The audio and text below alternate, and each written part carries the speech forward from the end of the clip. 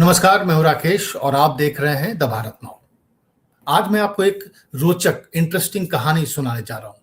ये कहानी रोचक तो है ही, बेहद पेचीदा भी है।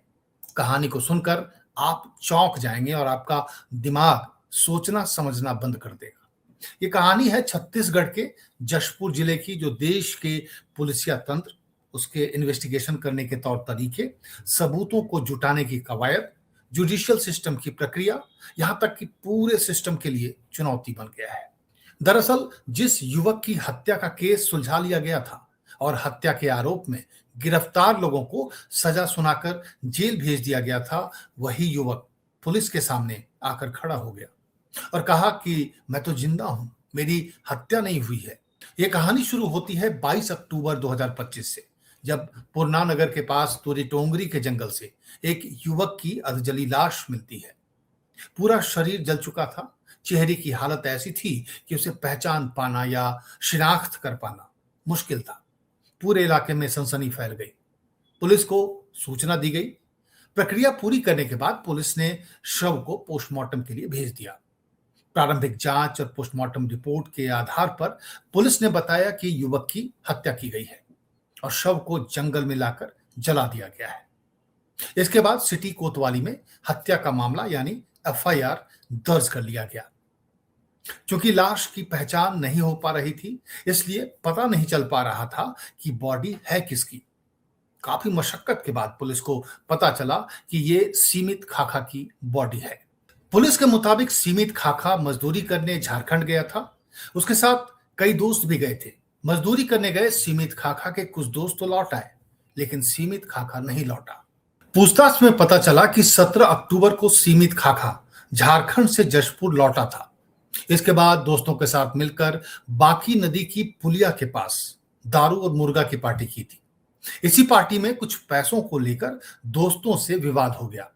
लड़ाई के दौरान रामजीत राम और वीरेंद्र राम ने चाकू और लोहे के रड से सीमित खाखा पर हमला कर दिया। इस घातक हमले में सीमित खाखा की जान चली गई। इसके बाद उसकी लाश को जंगल में पेट्रोल डालकर जला दिया गया। पुलिस ने अपनी तरफ से कोई कोताही नहीं बरती। बाकायदा परिजनों से जले शव की शिनाख्त करवाई गई। मजिस्ट्रेट के सामने शिनाख्त कराई गई, जहां मां, पिता और भाई ने शव को देखकर बताया कि यह सीमित खाखा की लाश है। आरोपियों के बयान मजिस्ट्रेट के सामने दर्ज हुए। आरोपियों ने स्वीकार किया कि उन्होंने सीमित खाखा की न केवल हत्या की, बल्कि लाश को जंगल में ले जाकर जलाया भी। आरोपियों के बयान के आधार पर फॉरेंसिक टीम की मदद से फिर से क्राइम सीन को रिक्रिएट किया गया। क्राइम सीन के रिक्रिएशन के समय तमाम आरोपी वहां पर मौजूद थे। पूरी प्रक्रिया की वीडियो रिकॉर्डिंग करवाई गई और फिर आरोपियों को जेल भेज दिया गया। पुलिस की माने तो ये एक तरह से बेहद सुलझा हुआ मामला था, जिसमें एक के बाद एक तार जुड़ते गए और बहुत जल्दी और आसानी से केस सुलझ गया। लेकिन 20 दिसंबर को एक ऐसी घटना घटी कि पुलिस की सारी थ्योरी गलत साबित हो गई। जिस सीमित खाखा को मरा हुआ मान लिया गया था, वो अपने गांव के सरपंच के साथ जिंदा सशरीर सिटी कोतवाली थाने पहुंच गया। उसने जैसे ही बताया कि वो सीमित खाखा है और उसकी हत्या नहीं हुई है, वो तो जिंदा है, बस फिर क्या था, थाने में ही नहीं पूरे महकमे में हड़कंप मच गया। पुलिस से लेकर जुडिशियरी तक हिल गई। पुलिस अधिकारियों ने पूछा कि वो अब तक कहां था, तो सीमित खाखा ने बताया कि वो सबके साथ मजदूरी करने गया था, लेकिन झारखंड में वो भटक कर साथियों से बिछड़ गया और फिर गिरिडीह सरायपाली गांव में मजदूरी कर रहा था।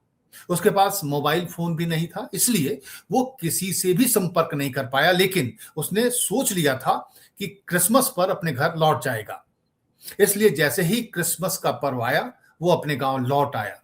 यहां आने पर उसे पता चला कि उसकी हत्या हो चुकी है, उसकी लाश को जलाया जा चुका है और उसकी हत्या के आरोप में कुछ लोग जेल जा चुके हैं। सीमित खाखा के जिंदा मिलने के बाद पुलिस के सामने सबसे बड़ा सवाल यह है कि जंगल में जो अधजली लाश मिली थी, वो किसकी थी।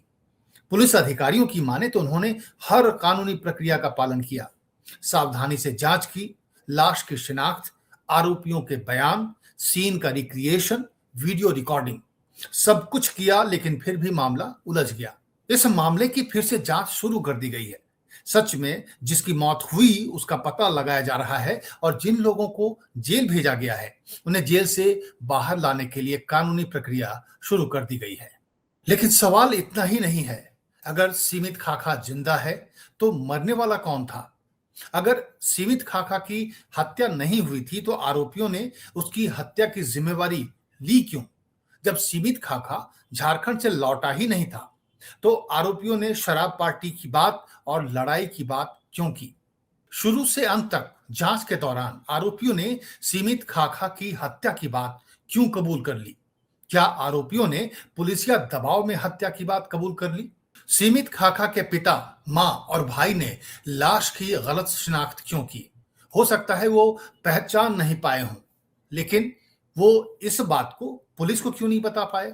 कहीं ऐसा तो नहीं कि पुलिस ने मामले को जल्दी निपटाने के लिए सीमित खाखा के परिजनों पर दबाव डालकर शिनाख्त करवा ली? क्योंकि जब तक शिनाख्त नहीं होती तब तक जांच चलती रहती और केस खत्म नहीं होता। बॉडी जली हुई थी तो ऐसी हालत में पुलिस ने सीमित खाखा के परिजनों का डीएनए टेस्ट क्यों नहीं करवाया? कहीं ऐसा तो नहीं कि जो आरोपी पकड़े गए हैं उन्होंने ही हत्या की हो और नाम सीमित खाखा का बता दिया हो? हो सकता है आरोपी उस अधजली बॉडी की पहचान कर सकते हों, लेकिन अब तो बॉडी का संस्कार किया जा चुका है। ऐसे में उसकी पहचान कैसे हो? और अगर पहचान नहीं हो पाएगी तो केस सुलझेगा कैसे? बिना बॉडी के पुलिस हत्या का केस कैसे दर्ज करेगी? कोर्ट में बरामदगी तो दिखानी होगी। कोर्ट में पुलिस क्या कहेगी? किसकी हत्या का केस चलेगा? कोर्ट पूछेगा कि अगर हत्या हुई है तो बॉडी कहां है? तो फिर पुलिस का क्या जवाब होगा? सवाल ढेरों हैं लेकिन उसका जवाब किसी के पास नहीं है। ना पुलिस के पास, ना जुडिशियरी के पास। कुल मिलाकर इस केस ने सबको दुविधा में डाल दिया है। सबकी साख दांव पर लगी हुई है। पूरा सिस्टम सवालों के घेरे में है।